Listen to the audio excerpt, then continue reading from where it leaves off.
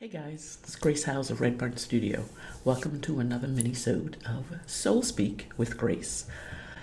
This week we're going to talk about paying attention and course correcting.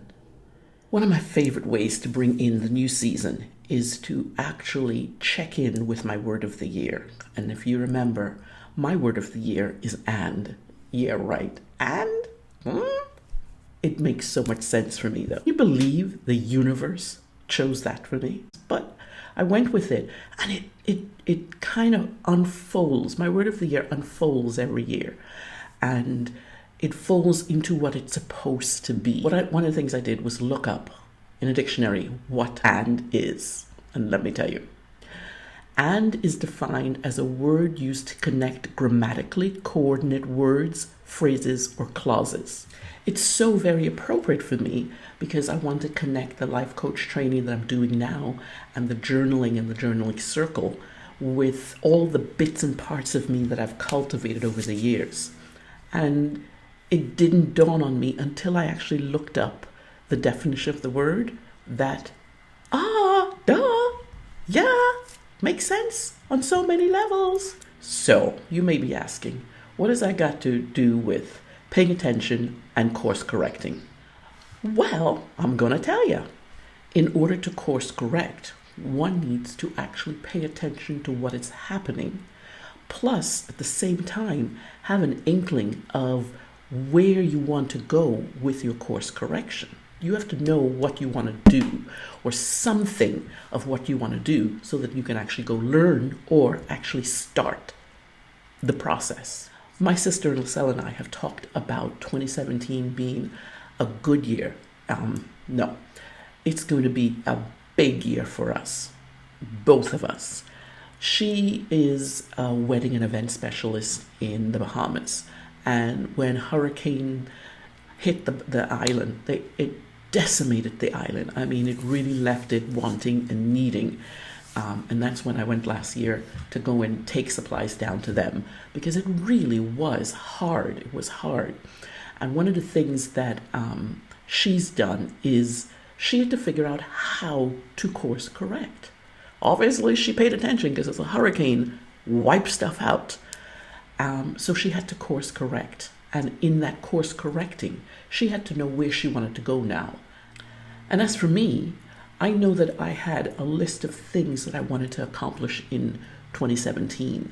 And there was an and component to them. It was this and this and this. And all three of these will be working together. So that's life coaching, journal circling, journal revolution.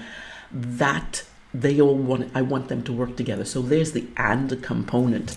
I tell you, it's so profound when things come to you and it helps give clarity to a situation, an event, or something you need to get done. And last week I wrote about on choosing light, and part of that was knowing that my blog was part of the and. It was.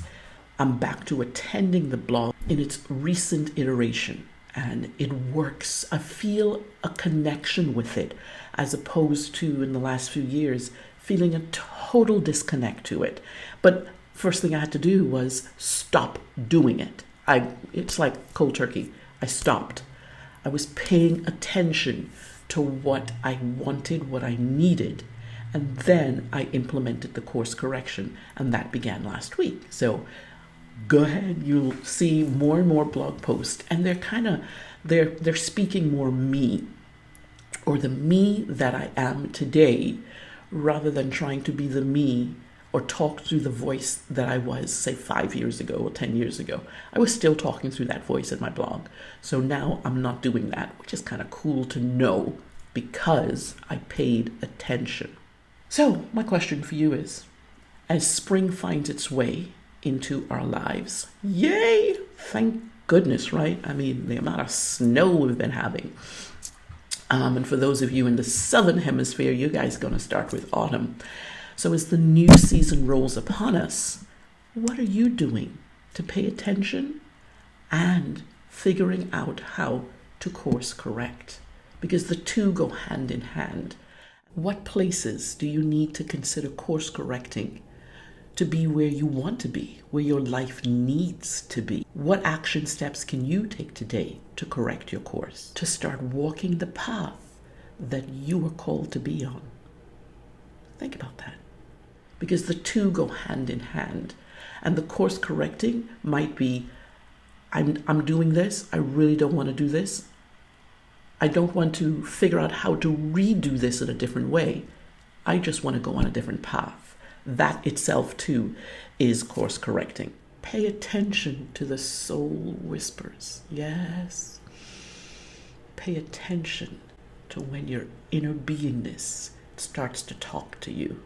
She'll let you know. She'll let you know what it is that you need to know in order to move forward in your life. That inner beingness that so many of us kind of let go, and we stop checking in. We just stop checking in, and we live our life, one foot in front of the other, and we have no idea at the end of the day what we've done. And you roll that into weeks, and you roll that into months, and before you know it, a year's gone by. But what do you have to show for it? So paying attention, actually taking the time to write down the thoughts that you're having about something, especially those things that need changing. Pay attention to all of those little nuances that the universe and your inner goddess are trying to speak to you so that you can shift things a little bit. Because that's what I had to do. I had to go inside and write some words, really reach deep into what, for the example of my blog, what is it? Do I need it? Do I want it? And if I do, how does it need to look? How is this picture going to be so that I am feeling content and I'm not feeling pulled or pressurized to do this thing? So the paying attention is really very important. And if at all possible, if you've chosen a word of the year, write your word of the year at the top of a journal entry. Sit in meditation. Sit in a little bit of quiet and stillness. Let your word enter you and simmer there and see what it needs to say and what needs to happen. Write the heart words that help to create a clearer picture for you, to open things up a little bit wider, because those are the things that have us moving in the right direction for our lives. You definitely need to write this stuff down digitally, or in the old-fashioned way, pen and paper. That's my favorite way to write. I seem to connect with the words a little bit better. But I know some of you want to digitally write. That's okay. It's however you do it. But I encourage you to take the time, maybe each week, some self-care, take the time to pay attention and figure out if you need to course correct. Most definitely. If you need, one of the things, of course I do, is a place to write these things down. Definitely check out my booklets. I love these small bits of paper. It's big enough that I can get stuff down, but it is thin enough that it fits in my handbag. Love that about it.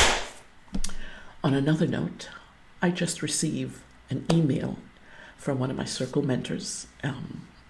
She doesn't know yet that she's my circle mentor. Shh, don't tell her yet. But I am inspired by the words she writes and the circles that she holds. One of these days I will join one of her circles. The Miss Hannah Marcotti herself. Love her stuff. Love it.